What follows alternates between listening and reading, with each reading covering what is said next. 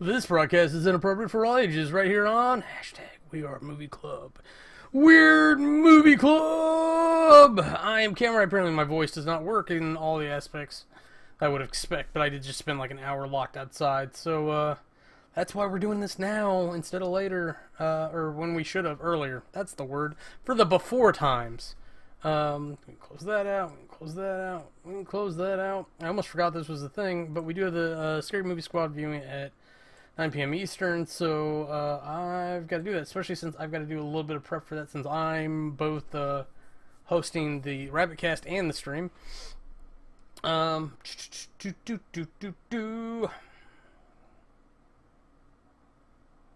hopefully it works out. But we are here today to talk about Logan. On the other side, I should know this by now. On Monday, for MovieSaurus Mondays, TheBirdieSaurus served us up a nice heaping helping of Logan to fill our cinema tummies. And it is a good movie. I had a little bit of problems with the Rabbitcast, so I had to watch it on my own later, just because by the time like things were happening, I was tired and I didn't want to fight the internet to let me do a thing. But I remembered a fair bit of it because it was the first like adult level style. I don't have my notes up. I should probably have that adult style X-Men movie, let alone like comic book movie at that point. Though they've touched on topics here and there. I need to do those. Let's put the review on that side. I did not mean to do it in a new window, but oh come on, quit toying with my emotions, Notepad++. Name dropping, I know.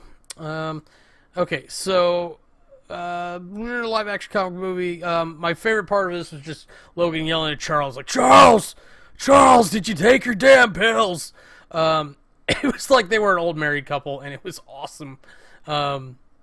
And you could see a little bit of Wolverine Unleashed, a little bit of callback to when he was young and virile in what was it, 2001 or whatever, when X2 came out and they gave him his own movie. You can say what you want about that, but he got his own movie. X-Men 2 was Wolverine. And then he got Wolverine Origins because people liked him that much. And they were like, we can't do all the X-Men movies as Wolverine movies. Let's just do a Wolverine movie. And then, of course, you got Logan. I want to say there was like another one, but I guess Origins was the one I was thinking of where he was palling around with Sabretooth. This is a pretty good movie, other than the storyline. Like, and the storyline's decent, don't get me wrong, but the rest of it's so good. In comparison, it's like, well, that's all you did? Pfft, okay, whatevs. So you get to see Old Man Logan, you get to see Senile Charles, which it makes like a huge argument for why you should put down powerful mutants or psychic mutants at least.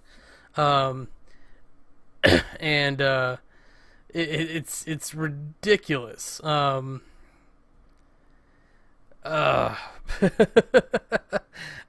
they spent like half the movie trying to get Charles his pills or a shot or whatever it is, and fighting through those like psychic seizures that he has. And of course, I think the one best part of this, and it would have been better to call this movie X-23 than Logan. Actually, now I'm thinking about it, wasn't there a Wolverine movie with the Silver Samurai? What was that one? I don't remember. I thought that was the Old Man Logan thing, because they thought they tried to remove his powers or whatever. And then they had the Silver Samurai as a big robot, and Madam Hydra was in it. What is this movie? I don't know. I'm gonna have to figure it out. Maybe that'll be another movie coming up here soon. That's really funny. So, oh geez. That's gonna bother me. I'm gonna have to figure that out later. But X-23, Laura, if you will, I feel I don't like that they named her for her origin story movie. Like, she was X-23. I don't know if the other kids are X1 or X2 through 22, because I think Logan he's either X0 or X1. And they tried to do a bunch of clones, but the rest of the things in the comic, at least compared to the comics, and I'll only do this once, the they were just trying to clone Wolverine. They weren't trying to do like this huge program of cloning all these different mutants. They just wanted Wolverine's unique healing factor, because other people have healing factors, but apparently his is better. Uh, because it was proven on the Adamantium project. So they were trying to redo it, and they managed successfully do it with Laura in this movie, in X-23 in the comics. So, and I put her name in here. It's like Daphne Keene or something. Where I know I put her name in here. But she is awesome. She's gonna be fantastic. She's younger than Chloe Moretz Grace when she did Hit Girl, so I'm willing to bet that like she's gonna be able to do like really surprise us. But her next movie seems to be more of a drama, so we're definitely gonna see some cool range come out of her. Um, Man. Uh, But let's see. They managed to get it right, and again in the comics, the whole point of like X-23 was like they didn't have a complete DNA sample for Wolverine. They only had the X chromosome because it's consistent. In this, so they used two X's instead of. Said I was only gonna do this once, but instead of an X and a Y, like apparently at some point they managed to get an X and a Y because they made X-24 in this. Spoilers. Logan has a couple fights with himself. A pretty shitty version of himself because he's robo-slaved. Not very well, because apparently he doesn't listen to the scientists exceedingly well, but enough so that he can resist, or he can like go on murder rages on his own. But a lot of this, and I'll shortcut a lot of this. I think Caliban's the albino sniffer guy. It was a really weird like power set. It's like, oh, you really got screwed in the superhero department there. And then Logan being a limousine driver, you could probably cut all of that, and it would have saved like a half hour of the movie. Just have him like, not a payphone, but I mean like talk on the phone with somebody when like he needed actual information, or just get in the car. Like he didn't have to be like servicing people with the limo. Though it did come in handy for the scenes, but like a van would have been more appropriate, I would think. Like armored at least, in a couple places. You would think like someone like Wolverine would have that, but I guess that would draw suspicion, and it costs money, which they were trying to save up. So I guess it makes sense. There's ways to talk it out of any of that. But like I said, like Daphne Keene's probably one of the best parts of this movie. Just the fact that like they go in there to get her, and like she just walks out with a head and like kicks it to the guy, or she rolled it, but like what are you gonna do? She does so much with saying so little, and then like she she basically goes feral through a lot of it.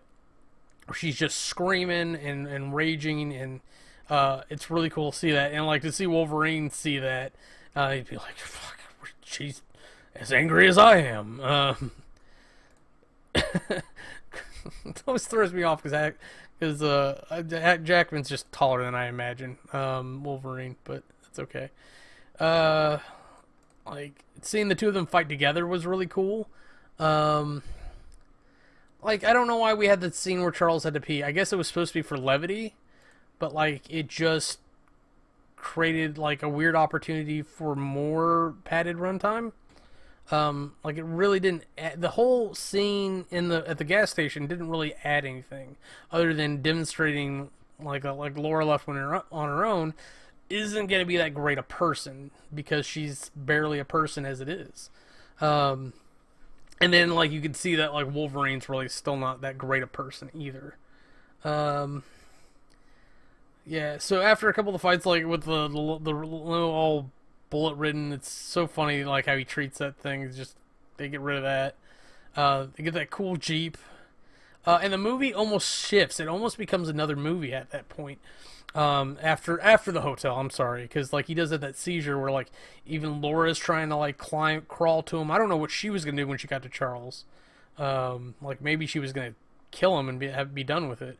Like I'm still not entirely sure why Logan's so hell bent on keeping Charles alive. Like he's not really like doing much for the world.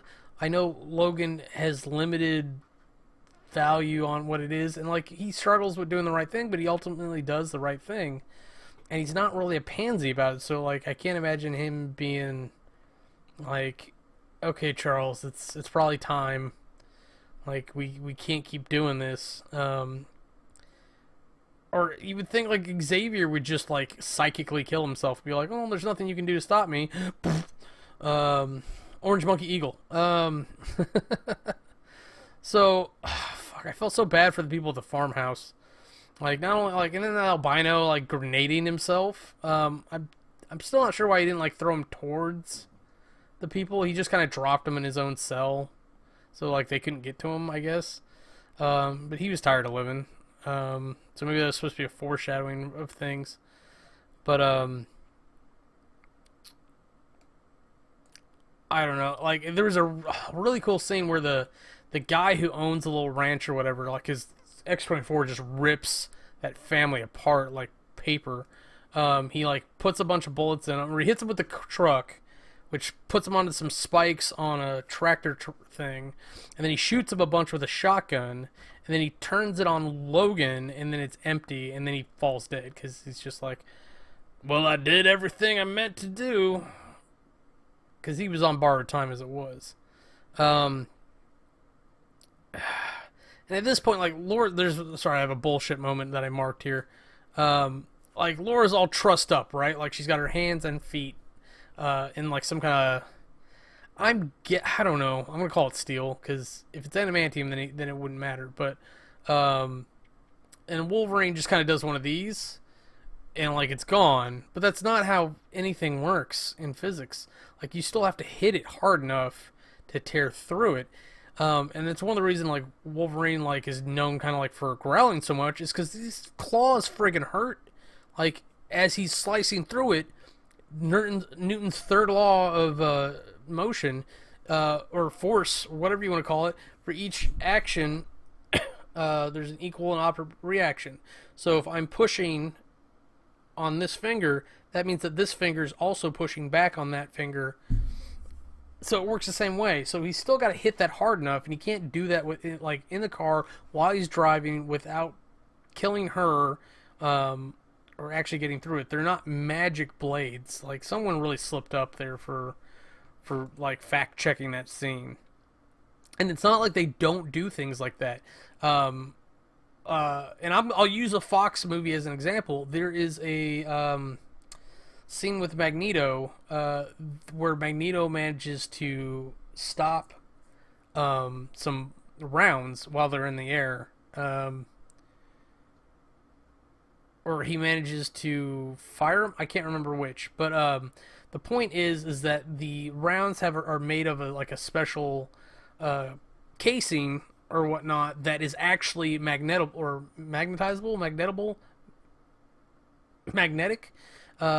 So he can actually stop those, but he can't stop, or he can probably stop the shells, the buckshot in the shells, but he can't stop like regular daytime rounds. And that was the point, is that like in that area that they were actually at, police use a different type of round at night so that you can see like the tracing or whatnot.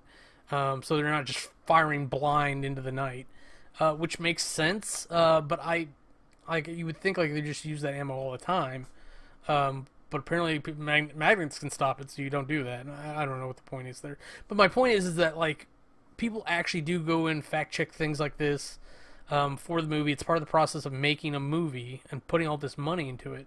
So like someone dropped the ball on that, and I just thought it was a little funny. Like, and there's another scene where like X-24's pinned with a car door or something, and he just kind of like does like one of these. Like he's still got to use enough muscle strength to get through it.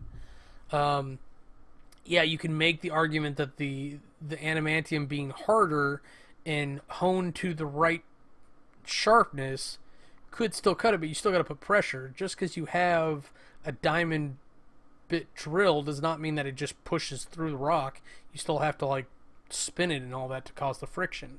A steak knife, like you still have to put pressure. Like just touching the knife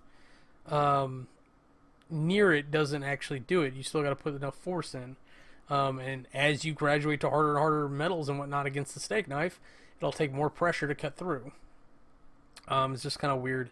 Um, the the whole concept of going to Eden is interesting. Like if you look at it from a philosophical perspective or religious perspective, however you want to say that, they're trying to go back to the origin, the garden, like where they the paradise from which they were banished.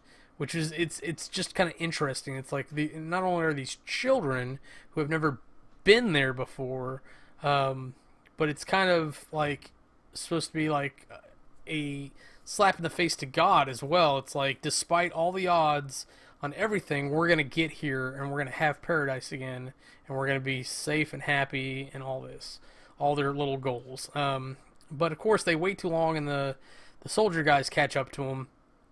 And I don't know why no one woke up Logan to say, "Hey, we're leaving. You should come with us, bitch." Because he should have. He should have just walked with them, even if he didn't stay. Just escort him. Because he flips out and starts a running. And for some reason, one of them left their goof juice behind, so he has that. And, man, it's like, I don't like the idea of him taking that, like the mutant catalyst, is interesting. You would think that because of his power, which it doesn't like invoke his rage or anything, it invokes his healing factor. So you would think that his healing factor would amp up enough. Is that the door? That he would heal, and then like some of the adamantium poison would be flushed out of his system, and so he would feel a lot better after it wore off than when it started. Like he would still have this progressive trend. Because the whole point of it is that it's just been so long that adamantium poisoning has accumulated. But like, yeah, he gets a really good like Wolverine berserk rage in here. But I don't understand why the kids aren't fighting back. At least half of them have offensive power. Some of them don't. Some of them can smell good, and some of them can scent good, and some of them can hear good, probably. Like things that aren't usually conductive to like battle. I get that. Non-combatants, whatever. Those guys can keep running and get captured. Be paired up with a fighter. But like you've got like the girl who's like can control vines. You've got a dude that can control seismic activity, essentially. And then when he started doing that, like the guard didn't immediately shoot him. He just started panicking, like he didn't know he was after a mutant. And so the second guy like ran away and flanked him, using the first guy as bait, as a sacrifice, which I thought was funny, and got him that way. But like, I just don't like. As soon as you start seeing something weird, why would you not just attack? Unless the thing you're seeing is a shield of some kind or protective armor, like, and even then maybe it's worth a shot, because what's the chance it's gonna reflect back and hit you? Bad guys don't know how to be bad sometimes. But of course, like I mentioned earlier, Logan's fighting X-24. He actually manages to do okay. He gets him pinned down with a door until bullshit claw slash to get rid of it. Laura actually engages X-24, so Logan and her actually work well as a team together. Like the fucking douchebag though, like harpoons him and then ties him off to a car. I did not understand that move. Like, and like the best thing I think you can do when someone harpoons you, if it's an open, if you can see them like hand over hand pulling it, is to pull back on the rope. Like, cause you get your hand around it and then you have a new grip point, and it won't put as much pressure on your leg in theory. And then go from there. But if they're just winching you, then you're done with it. You grab it just to keep the pressure off your leg. But then he walks away. He doesn't do anything. Like, he doesn't like restrain him. He doesn't pin him to the ground. Nothing like that. You would think with, like, there's a moment earlier, like when they're chasing Laura and they're shooting at her, and they're like, and he's like, idiots, she heals, let's go. You would think that like you would be able to do things to them that you wouldn't normally be able to do. It's like, well, we'll just burn him alive, and then as he's healing, we'll throw him on a gurney and strap him down. and then tomorrow they'll be fine. Because like in X2, like you can't use sleep darts because he compensates. It's funny to see things like that happen. But despite everything that happens, I think he still dies from adamantium poisoning, is what it is. Like, it just overcomes his immune system, essentially. So there's got to be a way or a scenario where enough of his body actually rots away as his healing factor's diminished, where like the adamantium would be what's left, and then because it's plating or coating his bones or whatever, so like I don't even know if marrow gets out of there, but how do I say this so that he would be able to heal factor from the cells that can still do it, because he's come back, and Deadpool especially has come back from a hell of a lot worse. Like, he literally just can whittle him down, because honestly that might be the best way to restrain Wolverine, is to just hack his arms and legs off and his lower waist and let him just regenerate that way, because I don't think his body stops doing it regardless. Now granted, with the adamantium skeleton it's a little hard, but like he can't be all adamantium, otherwise it wouldn't work. You'd have to be able to like get between like a couple spinal columns or whatever. But this is using logic in a comic book world where that sort of thing is frowned upon. It's not the way you should do things. You're supposed to live in the fantastical and ride the suspension of disbelief.